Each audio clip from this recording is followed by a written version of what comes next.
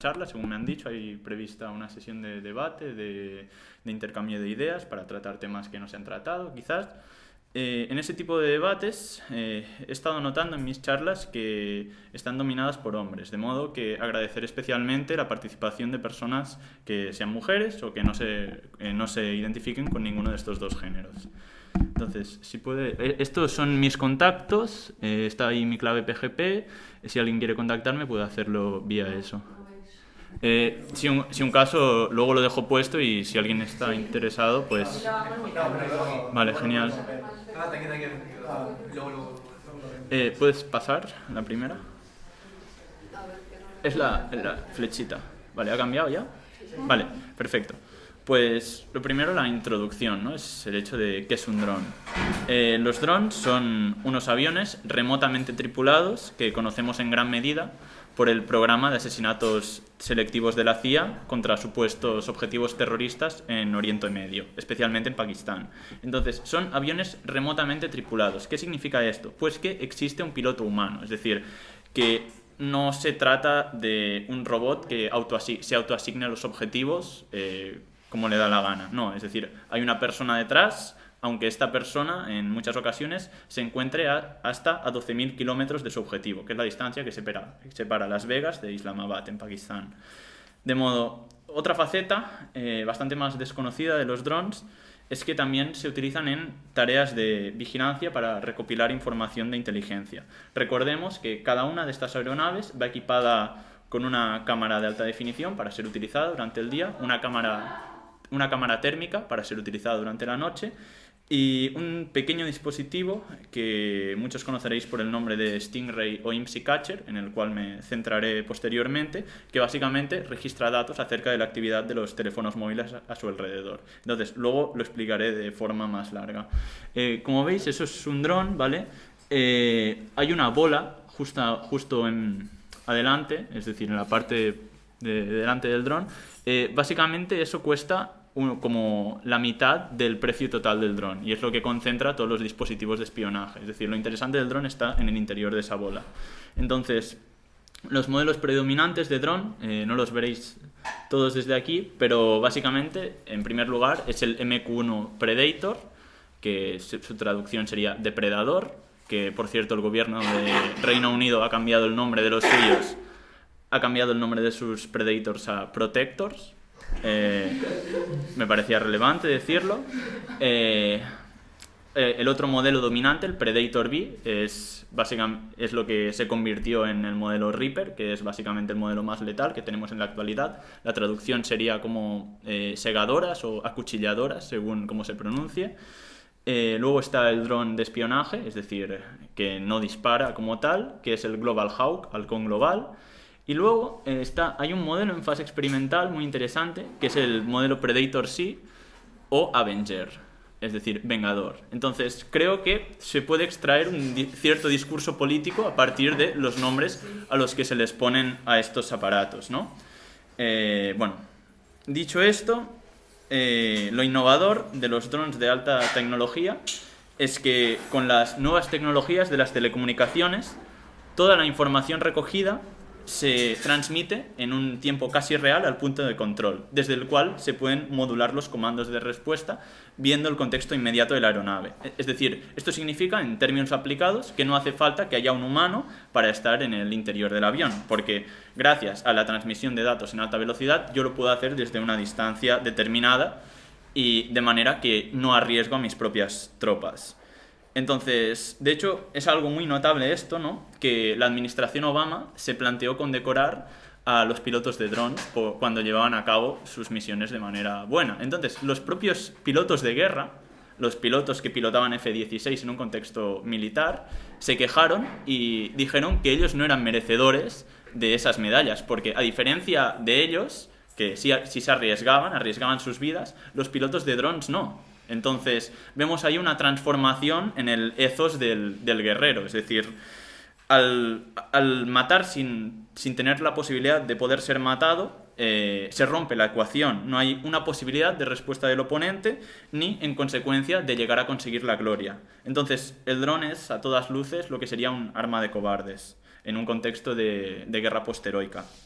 Entonces, ¿por qué los drones? Aquí haré referencia a mi metodología y lo haré primero mediante dos citas, una de Simone Weil y otra de Grégoire Chamayou. Entonces, cito textualmente. Simone Weil. El peor de los métodos para tratar el tema de la guerra y de la violencia armada en general sería hacerlo en base a los fines perseguidos en vez de la naturaleza de los medios empleados. La esencia del método materialista reside en que, en su análisis de cualquier acontecimiento humano, le concede bastante menos importancia a los fines perseguidos que a las consecuencias necesariamente asociadas al funcionamiento de los medios empleados. Entonces, ¿qué significa esto? Vamos a verlo en términos aplicados con la otra cita, la de Grégoire Chamayou. ¿En qué consiste el método materialista para analizar el fenómeno de la violencia? Pues consiste en comenzar por separar, por poner a un lado, el mecanismo de la violencia como tal. Ir a mirar las armas, estudiar sus características específicas, en cierto sentido, convertirse en técnico. Pero solamente en el sentido de que la intención aquí es un conocimiento no tanto técnico como político. Cualquiera que sea el medio utilizado conlleva una serie de limitaciones asociadas. Los medios no solamente conceden la posibilidad de llevar a cabo la acción, sino que también determinan la forma de tal acción, y uno debe descubrir cómo hacen tal cosa. Más que preguntarse si los fines justifican los medios, uno debe preguntarse, en base a la elección de determinados medios, qué fines tiende a imponer. Más que pretender justificaciones de tipo moral para la violencia armada, uno debería favorecer un análisis técnico y político de las armas como tales. Entonces, veamos cómo se desarrollaría una hipótesis concreta de esta forma de analizar la violencia armada. Veamos cómo se podría aplicar el método materialista para trabajar sobre una especie de teoría del dron que pueda, a partir del estudio de los medios empleados, los drones, revelar qué fines políticos derivan de ellos. Entonces, si puedes pasar la diapositiva. De ahí que haya querido denominar mi charla Vigilancia letal, los drones armados como instrumento híbrido de caza de personas. Entonces, que puede considerarse como un paso adelante respecto a lo que está escrito en el libro. Entonces, vigilancia letal, el concepto se las trae. Es decir, a grandes rasgos, entiendo que la vigilancia letal es una forma de gobernar poblaciones que surge de la combinación de dos técnicas para ejercer el poder. Lo innovador de la disciplina es que combina por un lado la producción de conocimiento sobre el objetivo, lo que haría la vigilancia en su sentido tradicional, con la posibilidad tradicional de recurrir al asesinato del adversario en base a este mismo conocimiento. Entonces se avanza de la vigilancia en el sentido que puede matar y se avanza del simplemente hecho letal en base a la información obtenida en tiempo real. Entonces durante la segunda mitad del siglo XX y de hecho durante toda la historia, la información de inteligencia servía para preparar las operaciones. Nosotros tenemos información de que tal persona estará en determinado sitio, en determinado lugar. Entonces llevaremos a cabo la acción. Con los drones esta información se procesa en tiempo real. Es decir, ver y matar es una misma acción. Entonces, si puedes pasar. Esto implica que hasta hace relativamente pocas décadas las tareas de reconocimiento o de vigilancia, como os he dicho, estaban desvinculadas de la acción armada, lo que hacía que la kill chain fuera poco dinámica. La kill chain, o cadena de asesinato, es un proceso militar que básicamente consta de tres partes. La primera es la identificación del objetivo. La segunda es la decisión de atacarlo. Y la tercera es el ataque como tal. Entonces, en base a la longitud de la kill chain, si esta es corta o es larga, se llevarán a cabo unas determinadas operaciones. Entonces, de hecho, con una kill chain larga, el hecho de identificar, tener que procesar la información y decidir si atacar o no, con una kill chain larga se corresponde, por ejemplo, los ataques durante la Segunda Guerra Mundial. Básicamente, los ataques de la Segunda Guerra Mundial se llevaban a cabo contra territorios o contra ciudades porque no se pueden mover. Es decir, el enemigo, al no poder escapar, pues tiene que aguantar el ataque hasta que termine. De hecho, como por ejemplo las grandes ciudades de Dresde o Hamburgo en la Segunda Guerra Mundial no podían mover sus infraestructuras de subsistencia, los hospitales, los almacenes de víveres, tenía que esperar a que los bombardeos pararan. Entonces, pensemos, por ejemplo, en la imagen de la población civil escondida de los bombardeos durante la Segunda Guerra Mundial, en refugios, esperando a que el ataque terminara. La población civil misma se convertía en un blanco fijo, porque permanecería durante mucho tiempo en un mismo lugar. Entonces, el surgimiento de la vigilancia letal no se explica sin la necesidad de acortar la kill chain en un campo de batalla cada vez más cambiante. Entonces, cuando los aviones de espionaje sobrevolaban Vietnam, De hecho, como nota curiosa, ya que estamos en este tipo de charla, los primeros drones de tecnología moderna fueron utilizados en el contexto de la guerra del Vietnam. En la guerra del Vietnam se tardaba aún algunas horas a revelar las fotografías que se habían tomado en función del espionaje, ¿no? Entonces, durante este lapso de tiempo, que podrían ser unas 8 horas, el Vietcong podría haber movido sus posiciones de manera que esa información de inteligencia no nos sirviera para nada. Entonces, estamos hablando, con la guerra del Vietnam, de que es el fin de los blancos estables, al estilo de la Segunda Guerra Mundial, porque el enemigo ya es completamente irregular, no enseña sus infraestructuras ni están tan a la vista, ¿no? Entonces entramos de lleno en la era de los objetivos móviles, los campos de batalla irregulares, la lucha de guerrillas y lo que militarmente se vendrá a llamar las guerras asimétricas. Entonces, estas nuevas formas de hacer la guerra, sin tropas regulares ni infraestructuras enemigas claramente visibles, requieren un acortamiento de la kill chain para hacerla más dinámica, es decir, de forma que esté a la altura del campo de batalla, es decir, reducir lo máximo posible el tiempo en el que se colecciona la información de inteligencia y el ataque como tal, es decir, se necesita cortar esta kill chain que os comentaba. Entonces, esta necesidad imperante de reducir el tiempo de la kill chain explica en cierto modo el aumento en importancia de manera gradual del ISR militar. ISR militar significa en inglés Intelligence, Reconnaissance, Surveillance, que es inteligencia, reconocimiento y vigilancia, en las nuevas formas de hacer la guerra. Entonces, el ISR militar nos da un concepto al menos bastante más rico de lo que en el imaginario popular se entiende como vigilancia. Porque, de hecho, en vez de vigilancia, deberíamos pensar en un dispositivo mucho más complejo. De hecho, mejor pensar en la recopilación, en el análisis, en la clasificación de la información de inteligencia obtenida, que de hecho trasciende mucho el mero acto de vigilar. Hablar simplemente de vigilancia, yo lo he dejado de hacer, porque remite a un aspecto demasiado pobre para describir este tipo de sistemas de espionaje modernos. De hecho, caricaturiza un proceso mucho más complejo que la simple contemplación de imágenes a través de una cámara. De hecho, yo preferiría referirme a este tipo de sistemas como sistemas de control, puesto que sobre todo implica gestionar cantidades enormes de datos y estos datos serán los que en última instancia decidirán si el objetivo muere o no. Entonces, para resumir, vigilancia para mí remite solo al acto en el presente, al acto físico de estar contemplando unas imágenes, mientras que control equivale a la posibilidad de escudriñar en cada rincón del pasado, en base al archivo masivo de todos esos datos. Entonces, pero si vamos a hablar de vigilancia letal o violencia híbrida, necesitamos antes hacer un salto para hablar de la guerra como tal. Si puedes, no cambiar la diapositiva, pero mover que no se vaya. Vale, ya está.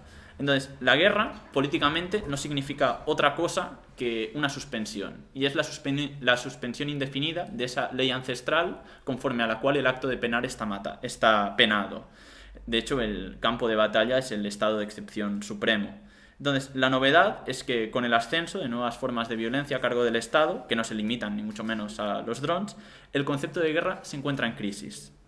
De hecho, los ataques con drones son un síntoma de esta profunda crisis de estas formas de violencia tradicionales. La tipología de los ataques con drones no se corresponde al concepto tradicional de guerra. En efecto, si nos rigiéramos, por el tipo de armamento usado, que son aviones militares, efectivamente, si nos rigiéramos por las grandes cuotas de violencia desatadas, es cierto que guerra se convierte en un concepto bastante seductor de utilizar. De hecho, en cierto modo, poder denominar guerra a lo que hacen los drones serviría para calmar la conciencia de más de uno. Si pudiéramos hacerlo, los drones pasarían a ser un artilugio más del arsenal militar, otro arma más para seguir haciendo lo de siempre.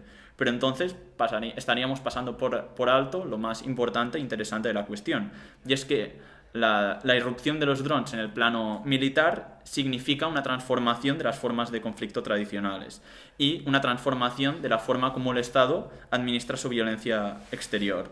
Entonces, estamos hablando del auge de los asesinatos selectivos o, como yo propongo llamarlo aquí, ¿cambio? Sí, de las cazas de personas.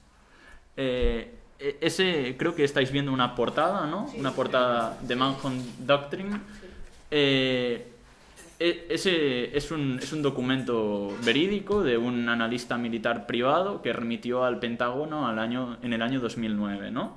Entonces, si puedes pasar, lo escribió un tal George Crawford, ¿no? y usa el concepto de manhunt, de caza de personas, y habla de la concentración deliberada del poder de un país para encontrar, influenciar, capturar o, cuando es necesario, matar a un individual para que su organización quede afectada.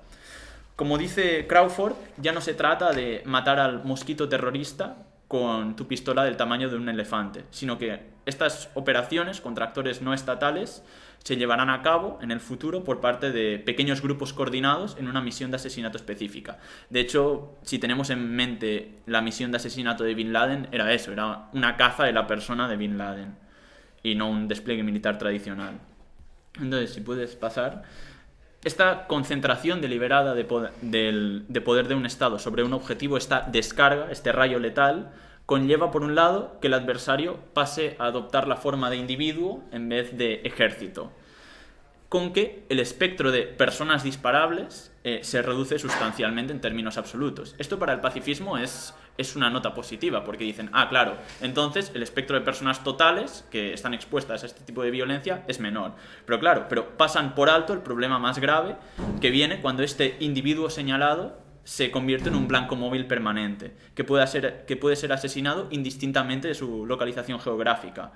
Siendo puntillosos, no es aquí, como dice Grégoire Chamayou, el autor que antes he citado, no es que el mundo entero se convierta en campo de batalla, sino que más bien el cuerpo de la presa se convierte en el campo de batalla, de lo cual deriva que el mundo entero, por la condición móvil de la presa, pase a serlo también. Entonces, el poder cazador, el poder de la caza, lo que reclama para sí es un derecho internacional de persecución, lo cual nos obligaría también a reformular el concepto tradicional de soberanía que tradicionalmente hemos asociado a la territorialidad del Estado en cuestión. De hecho, estamos entrando en una era de las soberanías efímeras en la que el ejército de Estados Unidos o la inteligencia estadounidense puede decretar matar a quien sea en cualquier lugar del globo. Entonces, si puedes pasar, me gustaría hacer un breve comentario histórico sobre el tema de la caza de hombres. En la tradición bíblica, en el Génesis, la primera autoridad no trascendente, sino inmanente, es decir, cuya autoridad no proviene de Dios, sino de sus propias capacidades, de su fuerza, es conocido como Nemrod o Nimrod, que es el fundador de Babel y es el primer rey conocido sobre la tierra, al que se le atribuye el calificativo en la Biblia, en el Génesis, de cazador de hombres. En oposición a Abraham, que pesca nuevos fieles a través del convencimiento, es decir, la llamada adhesión voluntaria en la tradición del pastoralismo cristiano, Nemrod los atrapa gracias a sus virtudes para la caza, en base a una relación de fuerza que acaba fundando la soberanía de su reino.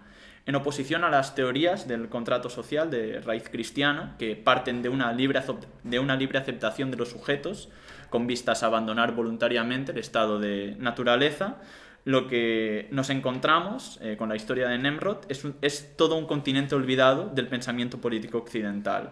Y este secreto, este continente olvidado, consiste en que la soberanía terrestre se funda en la violencia simétrica, en el poder cinegético, en las capacidades para la caza, nunca en la libre adhesión de unos sujetos en supuesta igualdad de condiciones, dispuestos a abandonar el estado de naturaleza por voluntad propia. De hecho, pensar en los términos planteados por el contractualismo lo que nos obligaría es a dejar de hacerlo en términos de relaciones de fuerza. En la territorialidad, en el mundo terrestre, no se convence, sino que se captura, se domina.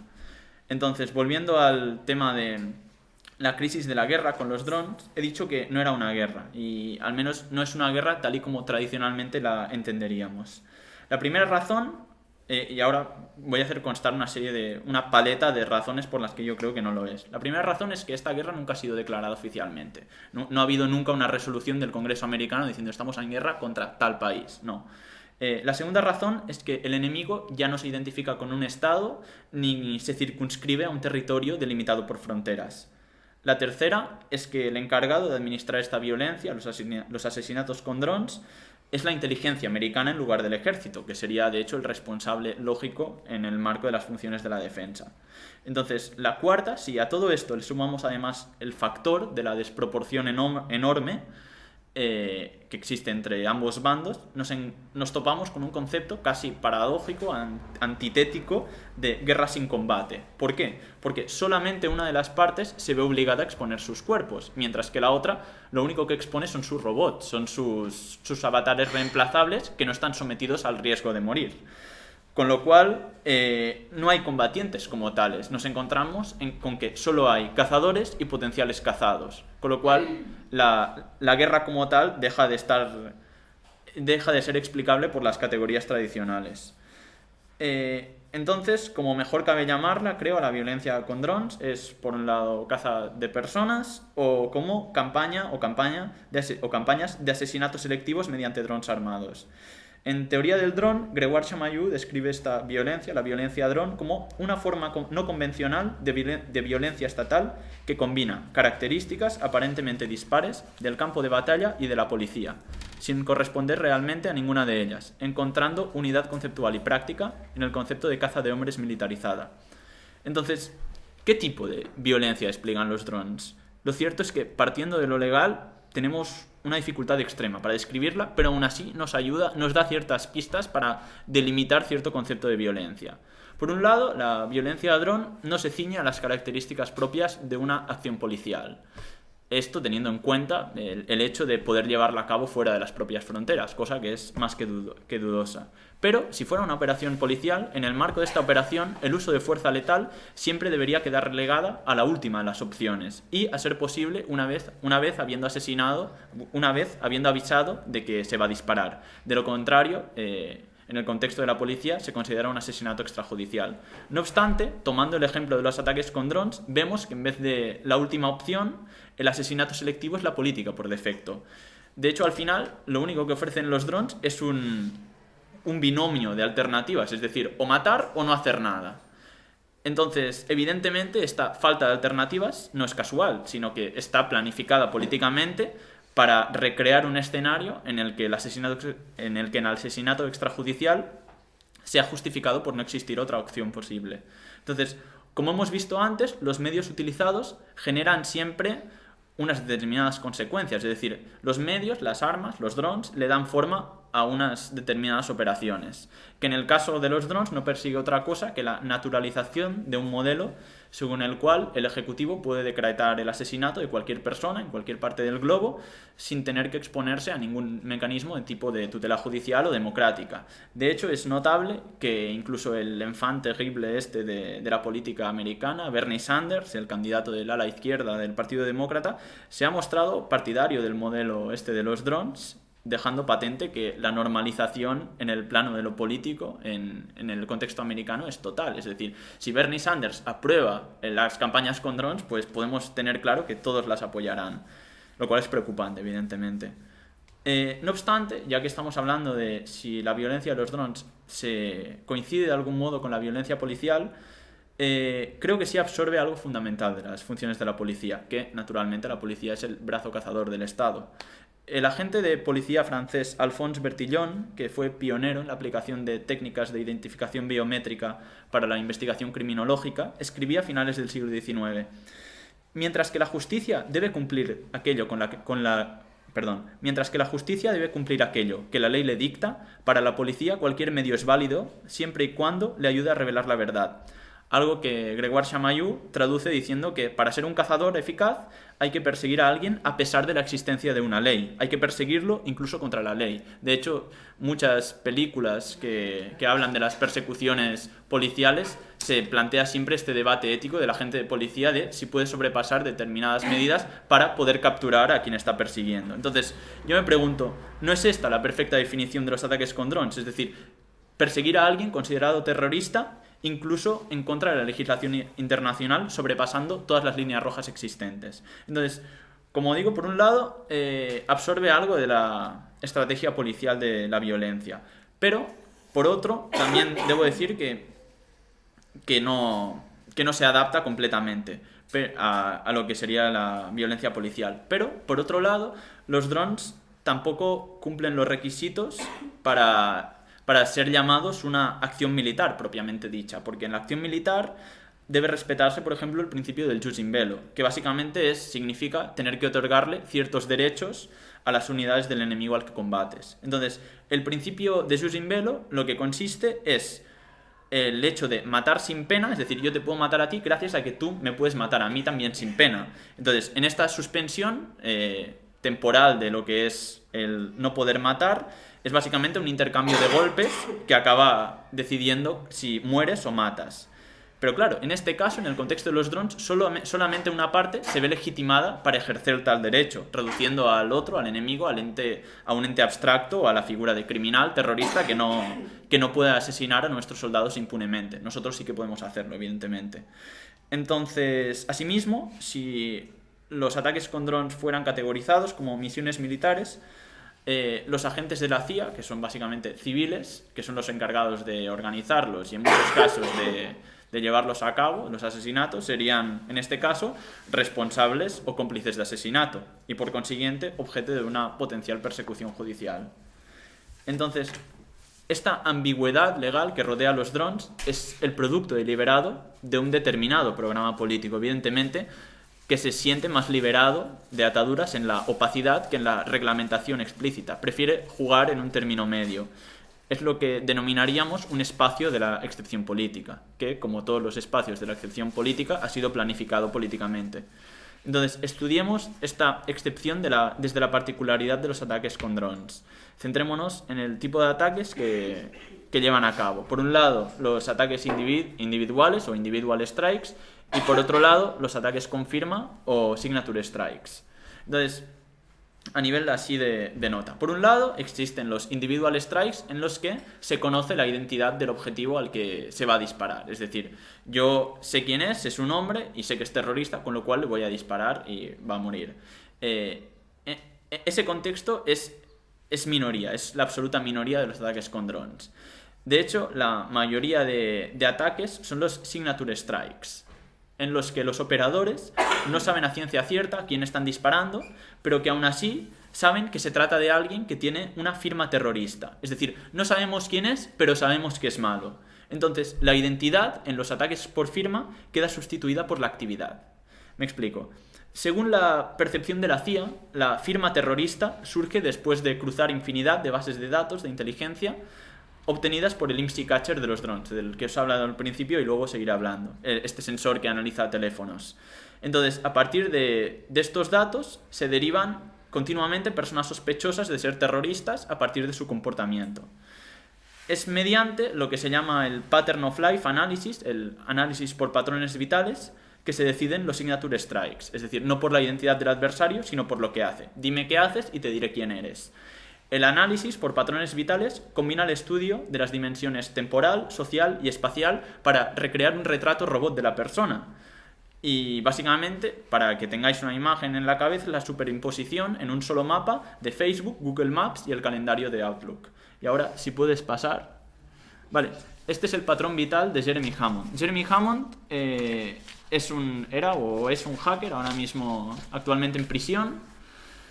Este es el patrón vital que desplegó el FBI para saber sus pautas de navegación por Internet.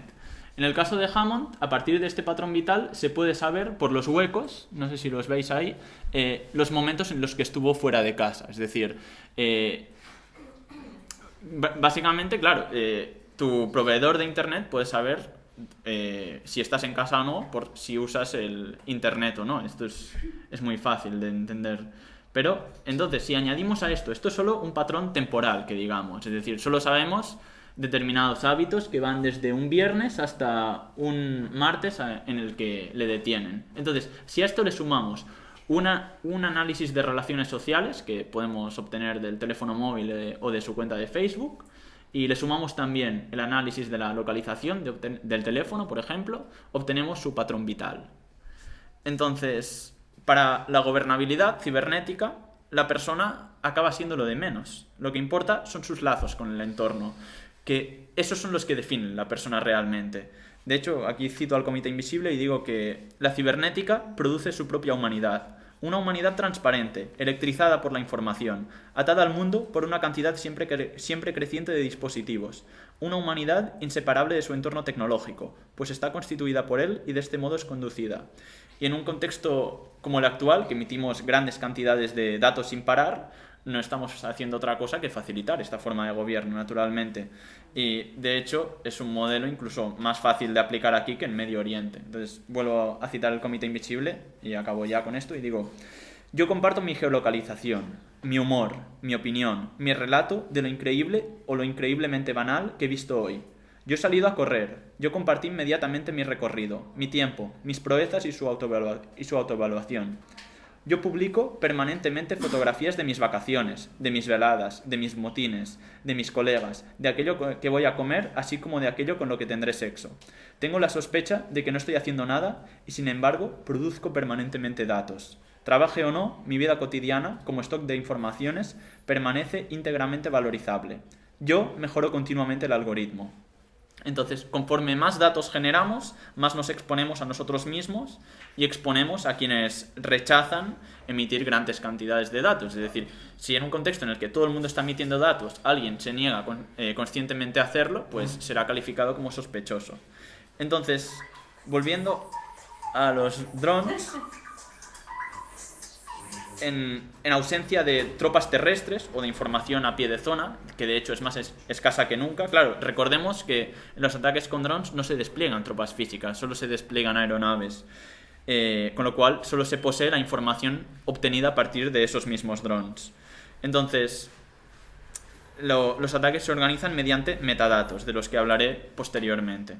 Entonces, es cierto que los drones, si puedes pasar, poseen vídeos fruto de las operaciones de vigilancia. Eso es una diapositiva real de la NSA, creo, filtrada por Snowden.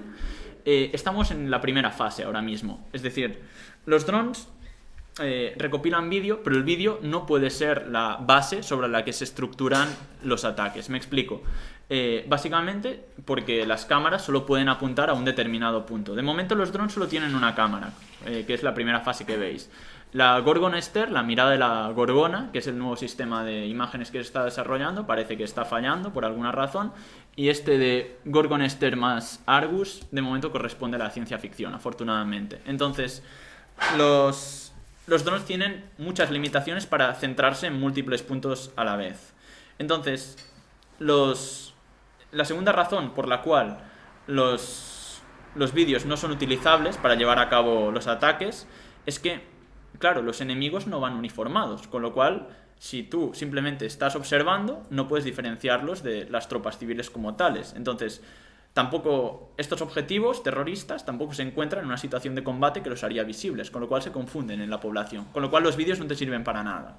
Entonces, en ausencia de los vídeos, o los vídeos como componente de apoyo, lo que hacen la CIA y la NSA es utilizar los metadatos de los teléfonos. Y aquí entra el gran tema que quiero introducir. Entonces, los metadatos es la única información que maneja la CIA para elaborar sus análisis por patrones vitales. Entonces, creer que mediante este análisis los terroristas saldrán a la luz significa previamente asumir que los terroristas siguen unas pautas de comportamiento distintas a las del resto de la sociedad. Es decir, que del total de información absorbida existen anormalidades que se pueden detectar fácilmente a través de la minería de datos.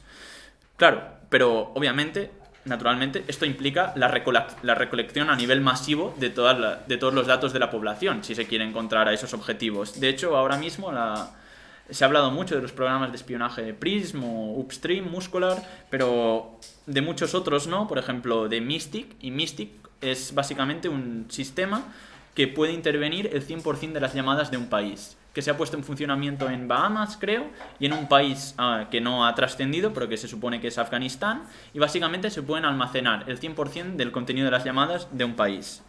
Entonces, si puedes pasar, voy a explicar lo que son los metadatos. Tradicionalmente, los metadatos se han definido como datos acerca de los datos, es decir, información acerca del contenido como tal. De hecho, creo que estáis viendo un libro, ¿no? Sí. Vale. Por ejemplo, en el libro es muy fácil detectarlo. Nosotros podemos no saber el contenido del libro, pero los metadatos nos dicen el título, el nombre del autor, el nombre del autor de la traducción, el nombre del libro original, la editorial del libro original, el número de páginas, el precio, el nombre de la editorial. Es decir, aunque no sepamos qué hay dentro del libro, sabemos, es decir, nos da determinada información.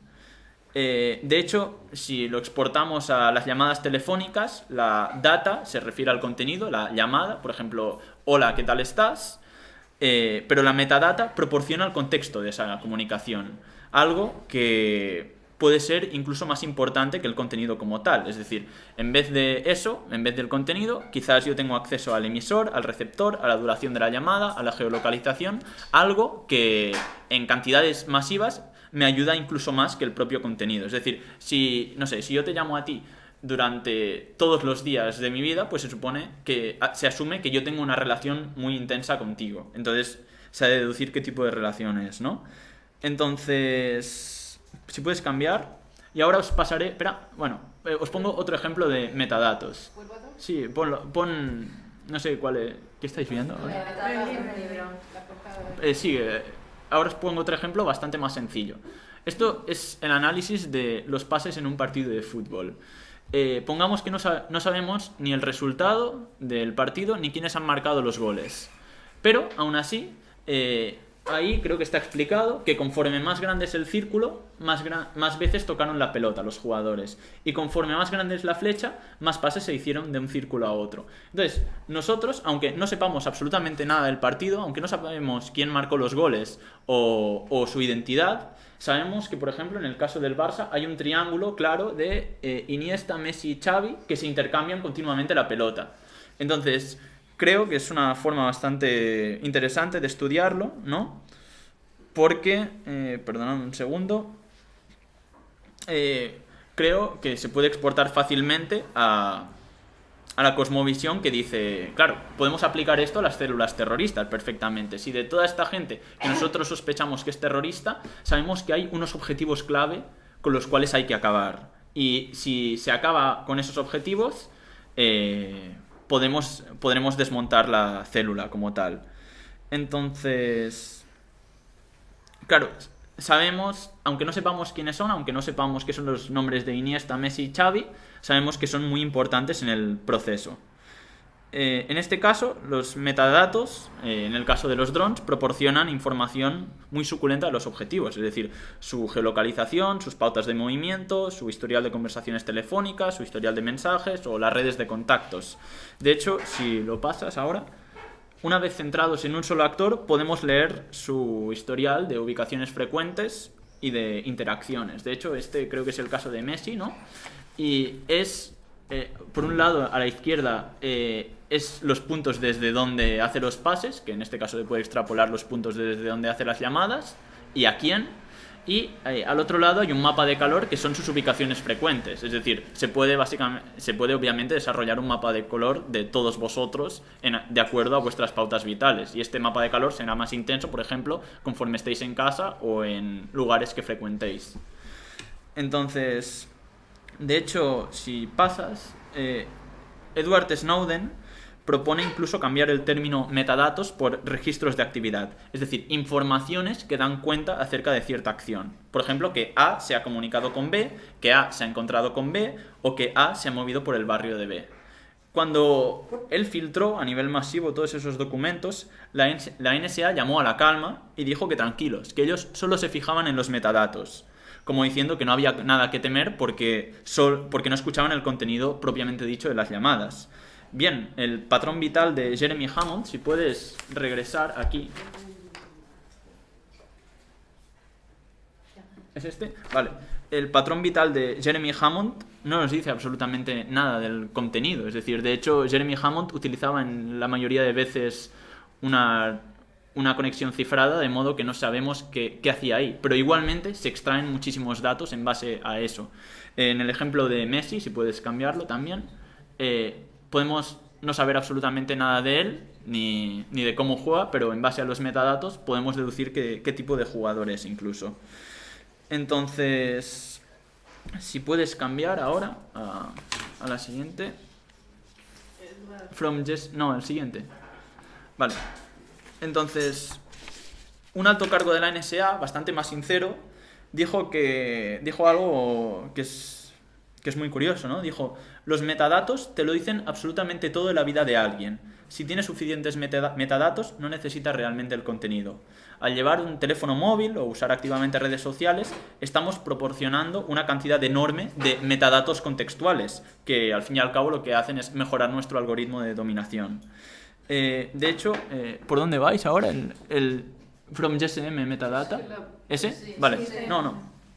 Esto es un dispositivo de la NSA donde se afirma que a partir de los datos de la red móvil, a partir de la geolocalización, los contactos y el historial de pautas de movimiento, se puede desarrollar un patrón vital. De hecho, ahí en una esquina hay como una red de móviles y la frecuencia con la que se suelen contactar. Arriba hay una agenda de las localizaciones del objetivo y en el mapa como tal está su historial de viajes. Entonces, de hecho, si saltas a la siguiente, es un modelo en exportación. Esto es un gráfico filtrado de la policía de Denver, que básicamente hace exactamente lo mismo que la NSA para detectar a sus objetivos terroristas. Creo que eso fue utilizado contra el movimiento Occupy y básicamente se pueden saber las personas clave de una red en base a sus teléfonos móviles. Aunque no sepan el contenido, pueden saberlo en base a la interacción misma, en base a los metadatos. Entonces, claro, volviendo a los drones, esto hace que la CIA y su socio en esta parte de la operación, la NSA, cuando tienen que hablar públicamente de los ataques, sobredimensionen muchísimo la importancia de los metadatos relativos a las personas a las que siguen, precisamente porque son la única información que manejan.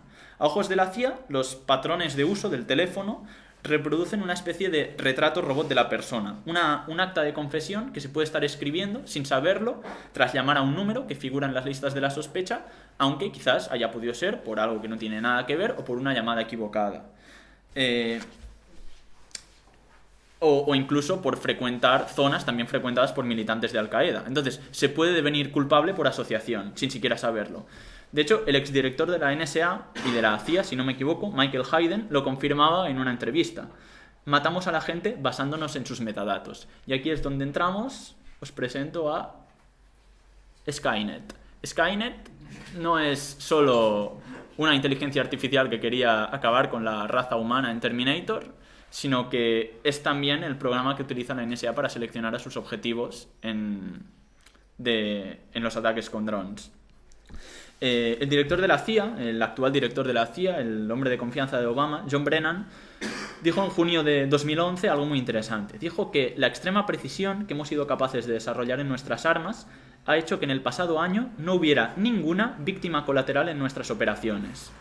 Esta afirmación es naturalmente o una mentira o un milagro. Y todos los milagros estadísticos, obviamente, residen en la forma que se tenga de contar. En este caso, la CIA cuenta como terroristas a todos los hombres mayores de 16 años muertos en un disparo con drones, a no ser que una información de inteligencia lo contradiga completamente de manera posterior. Con lo cual, el derecho a ser compensado por un posible error solo existe póstumamente. Entonces, si cambias... allí, de hecho, es un análisis por patrón vital. No sé, por ejemplo, esto creo que es el recorrido que hizo durante una semana, del 31 de octubre al 23 de noviembre, un objetivo que seguían, ¿no? Obviamente esto lo podéis exportar a vuestra propia vida. Por ejemplo, yo hoy he venido en autobús desde Barcelona. Se puede deducir fácilmente por los sitios por los que he pasado. Pero claro, volviendo a las formas de contar tan peculiares que tiene la CIA, no es ni de lejos la única trampa que esconde su discurso. De hecho, habla de una extrema precisión al apuntar con drones. Ciertamente, los drones son un arma milimétrica, extremadamente precisa. Como lo es precisamente, no sé, la guillotina. La guillotina es especialmente precisa. Es capaz de cortarme el cuello, de separarme la cabeza del tronco, seguramente por este milímetro. No un milímetro arriba, no un milímetro abajo. Los drones, nadie niega que pueden matar a la persona deseada en cualquier lugar del mundo, como sea, de manera efectiva.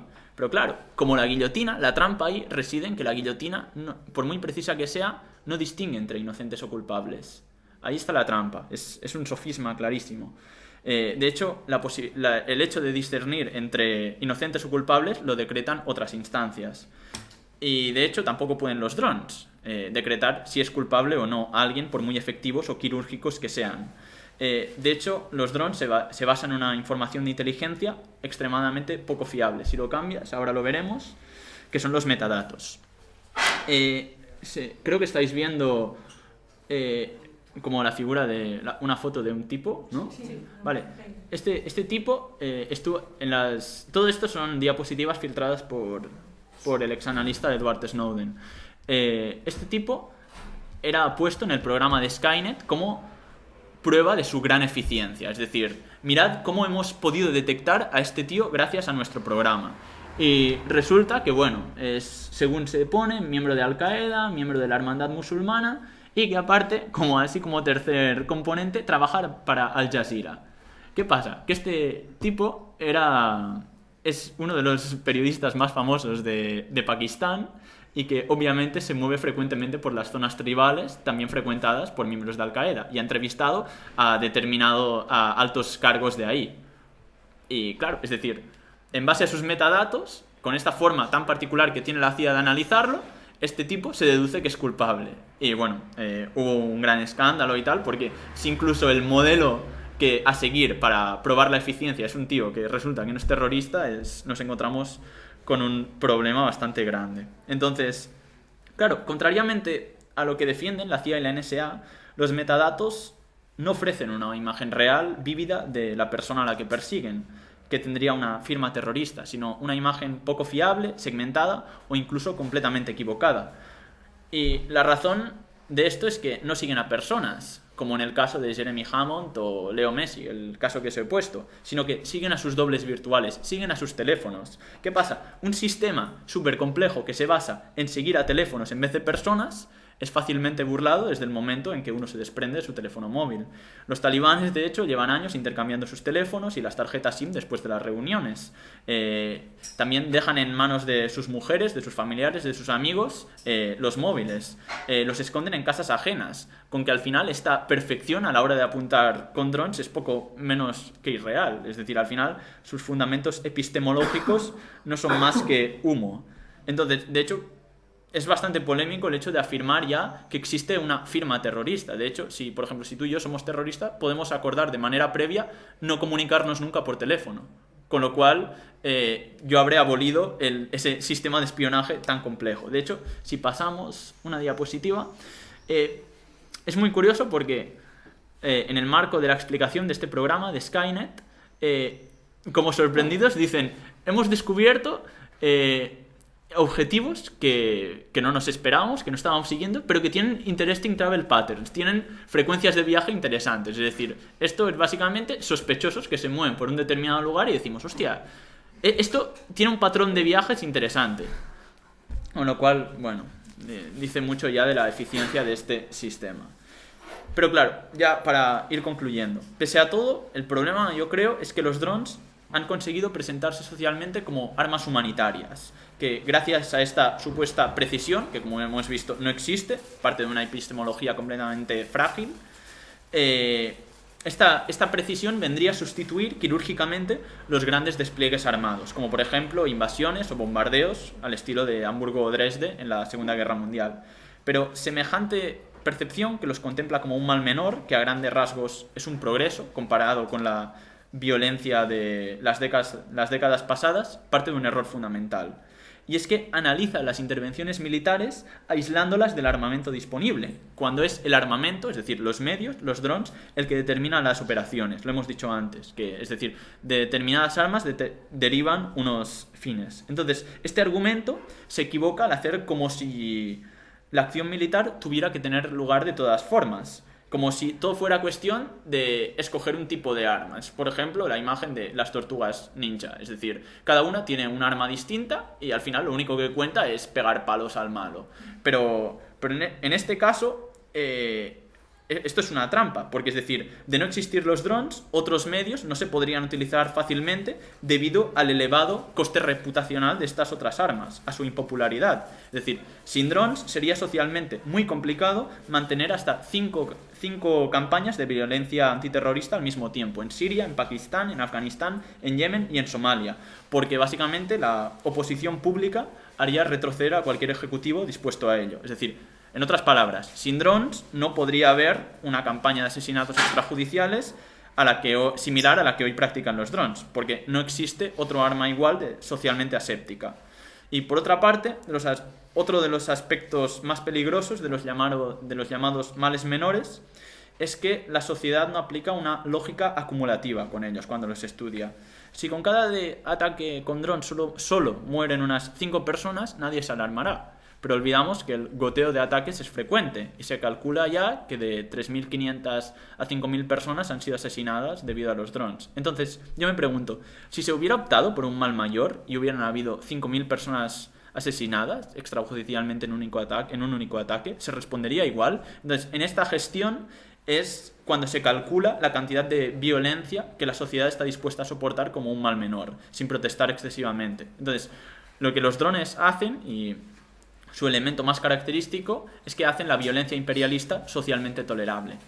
Entonces, para ir acabando, diré que los ejércitos a día de hoy son muy conscientes del alto grado de tolerancia social existente con respecto a estos aparatos. De ahí que sean cada vez más populares para llevar a cabo intervenciones militares sin tener que exponerse a potenciales críticas. Pero, no obstante, lo realmente peligroso de esto son las tendencias que ven en el dron un arma potencialmente ética o de algún modo más ética que las demás. Estas opiniones, algunas incluso en el terreno de la supuesta crítica, no hacen otra cosa que allanar el terreno a estas armas. De hecho, tener la garantía de que el arma que yo uso no tendrá una oposición notable al emplearla es lo que la hace precisamente tan seductora de usar. Estas intervenciones con drones harán que en base a males menores, socialmente inocuos, se acabe disminuyendo el precio político de ir a la guerra y en consecuencia sea más probable el despliegue de nuevas guerras en el futuro, bajando el listón de la violencia. De hecho, esto nos lo explica la teoría liberal, es decir, al bajar el precio, en este caso de la guerra, sube la demanda.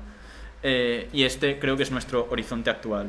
Entonces, me gustaría acabar con una cita de Hannah Arendt que creo que refleja perfectamente el peligro que se cierne sobre nosotros al legitimar el chantaje del mal menor, que en nuestro tiempo parece encontrar forma material en los drones. El argumento del mal menor es uno de los mecanismos insertados en la maquinaria del terror y criminalidad. La aceptación de los males menores es algo conscientemente utilizado para que el grueso de la población acepte el mal como tal. Políticamente, la debilidad del argumento siempre ha sido que aquellos que eligen el mal menor olvidan rápidamente que escogieron el mal. Y ahora sí cambias. Bueno, pues muchas gracias por escucharme.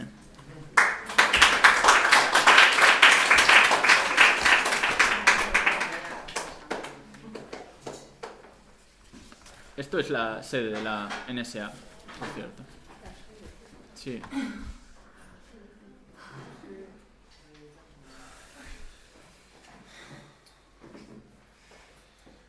Pues nos ha dejado tan impresionadas por lo menos que ahora necesitamos, ¿no?, unos momentos para asimilar y...